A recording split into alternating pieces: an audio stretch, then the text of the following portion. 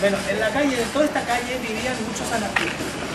En este periodo, sobre todo, eran los anarcocomunistas. Más adelante vamos a entender un poco qué es esta diferencia, ¿no?, entre los anarcocolectivistas y los anarcocomunistas. Esta es una división que surgió en el movimiento anarquista que es propia de España. Esto no se dio en otros países, como Francia, Alemania, Italia, no se dio esta división. No, porque bueno, anarquistas y comunistas quiere decir que no... Sí, pero los anarcocomunistas no eran comunistas, no eran marxistas, ¿no? En ningún caso. Era una división propia de aquí de España, no, sobre todo, bueno, aquí en Cataluña sobre todo, y esta la vamos a ir explicando, vamos a ir entendiendo un poco qué significa esta diferencia. Hay un detalle importante también, es comentarles que hay un señor que se llama Max Nettlau.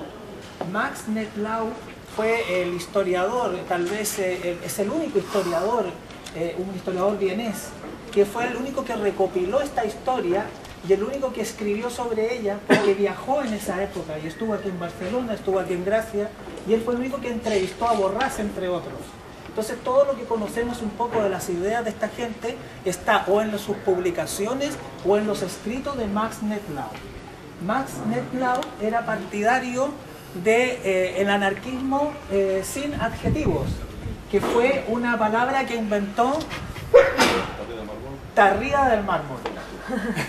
Tarrida del Mármol inventó este concepto de anarquismo sin adjetivos. Él pensaba que los anarquistas tenían que estar unidos, en fin, pero lo interesante de Max Nettlau es que todos estos escritos donde se cuenta la historia del anarquismo español nunca han sido traducidos al castellano, ni al catalán, ni a ninguna lengua española. Todo esto está nada más que del alemán y traducido al francés. Es una tarea interesante para rescatar la historia del anarquismo, traducir estos escritos.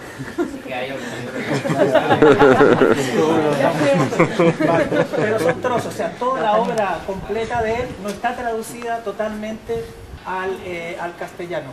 De hecho, uno de los que comenta esto es Paco Madrid, que ha sido un escritor, un historiador español, ¿no?, que es valenciano, que nos ha ayudado mucho a poder reconstruir esta historia a través de sus escritos. Hay que recordar también que Max Nettlau, él a mediados de los años 20 se arruinó y perdió toda su fortuna y se tuvo que ir a vivir a Amsterdam, donde una familia lo recogió y le siguió pagando un dinero a cambio de que él dejara toda su obra y todos sus escritos y toda su biblioteca en Amsterdam.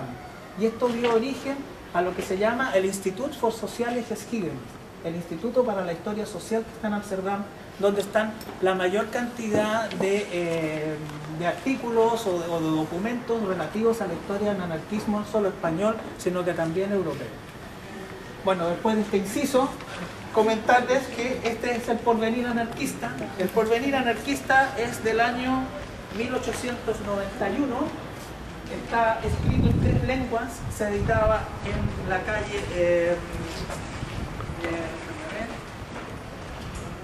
calle Córcega, número 250, aquí en Gracia. Es la típica publicación anarquista de la época, es anarcocomunista radical, le daba caña a todo Dios, ¿no? Mejor dicho. En fin, yo creo que les voy a repartir esto, tengo varias, es una hoja, es una media hoja. Este facsímil nos lo envió Antonia Fontanillas, nos envió este facsímil desde Francia. Se lo voy a repartir. Y yo creo que el que sabe mucho de las personas que producían este diario